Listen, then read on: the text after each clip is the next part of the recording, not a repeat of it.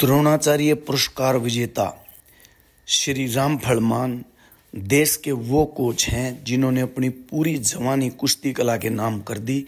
आज भी कुश्ती को समर्पित हैं। पद्म भूषण महाबली सतपाल के साथ मिलकर इन्होंने ओलंपिक पदक का रास्ता खोज निकाला और छत्रसाल स्टेडियम में कई ओलंपिक पदक ये लेकर आए। इतना ही नहीं, इन्होंने देश के अन्य अखाड़ों का मार्गदर्शन किया।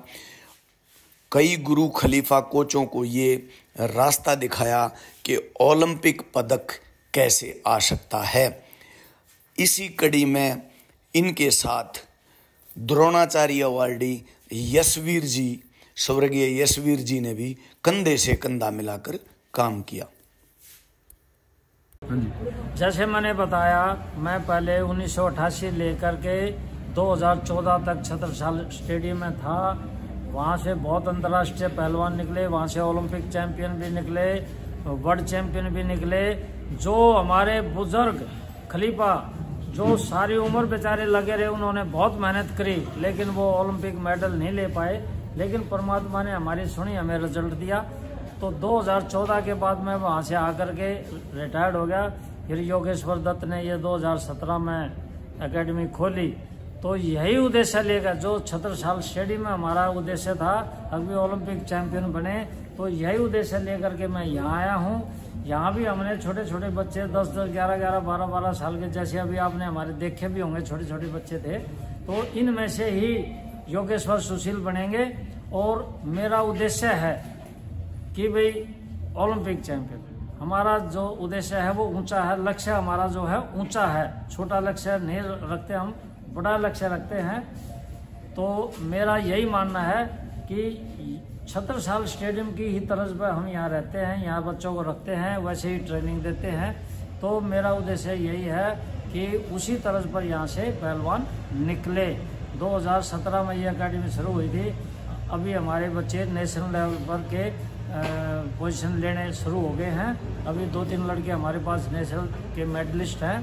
तो अब दिन पर दिन ये हर साल बढ़ोतरी होगी, हमारा ये यकीन है पूरा बच्चों पर। कोच साहब जी, अभी आपकी एकेडमी में कितने बच्चे होंगे टोटल? अभी हमारे एकेडमी में 70 बच्चे हैं। हाँ, जो इनडिसिप्लिन बच्चे थे यहाँ पहले जब हमने एकेडमी शुरू की तो 150 बच्चे हो गए थे। लेकिन जो अनुशासित पहलवान थे, अनुशासित नहीं थे, वो हमने यहाँ से भगा दिए आहिस्ता आहिस्ता।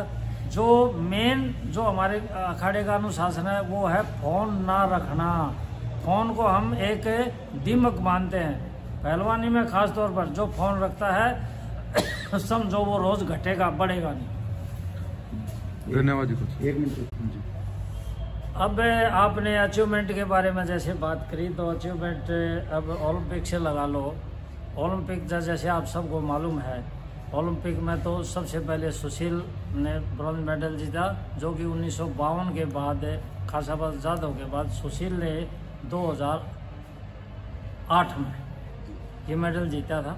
उसके बाद 2012 में एक मैं बता दूं, एक जो हमारी बाधा थी ना, एक बंद लगा हुआ था कि ओलंपिक का मेडल नहीं आता। एक हमारे पहलवानों के मन में भी ये था कि ओलंपिक में यार मेडल आएगा नहीं, लेकिन सुशील ने उस बंद को तोड़ा और 2008 में तो 1 मेडल था, 2012 में 2 मेडल हो गए, सुशील का और योगेश्वर का।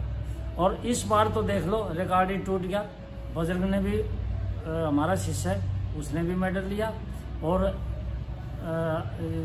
जो नारी वाला लड़का रवि दहिया ने भी रिकॉर्ड तोड़ दिया, वो भी हमारा शिष्य है। मेरे पास छोटे छोटे आए थे ये बच्चे, ये 10-10, 12-12 साल की उम्र थी, 28-30 किलो 32 किलो इनका वजन था।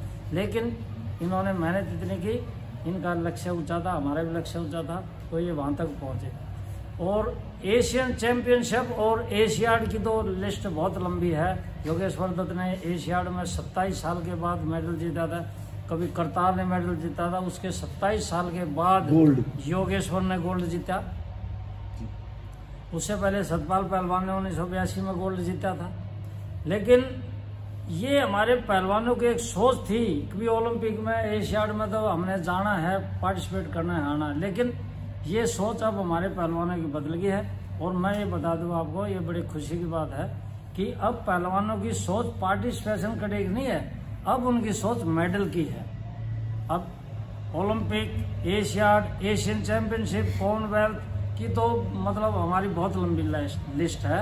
कॉमनवेल्थ की तो मेरे ख्याल में 40 के करीब हमारे शिष्य होंगे छत्रसाल स्टेडियम के जिन्होंने मेडल जीते हैं। और एशियाड, एशियन चैंपियनशिप के भी बहुत मेडल है। लेकिन एशियाड जो मेन कंपटीशन है, Asiad, world championship, Olympic champion, इसके मेडल आपको पता ही है। सुशील, योगेश्वर, बजरंग, अमित बोरा, रवि दहिया और सुमित मलिक। तो ये बहुत लंबी लाइन है हमारी, ये जिन्होंने एशियन चैंपियनशिप, कॉमनवेल्थ में और एशियाड में तो ये मेडल जीते हैं। इस साल फर्स्ट है इस वजन में, अगले साल नेक्स्ट वजन में नू जाना है, नू जाना है नीचे नहीं कदे इस वजन में घिसाई रहे। वजन नहीं घटाना, ये उम्र तेरी वजन घटाने की नहीं है, ऑटोमेटिक बहुत धंधे मेहनत करो। जहाँ वजन घटेगा अपने आप घट जाओगे। वजन मत तोड़ो वजन। ये छोटे छोटे बालक वजन तोड़ो मारते हैं तो वे पीछे रह जाए, उसका कोई फायदा नहीं। तुम्हारे सामने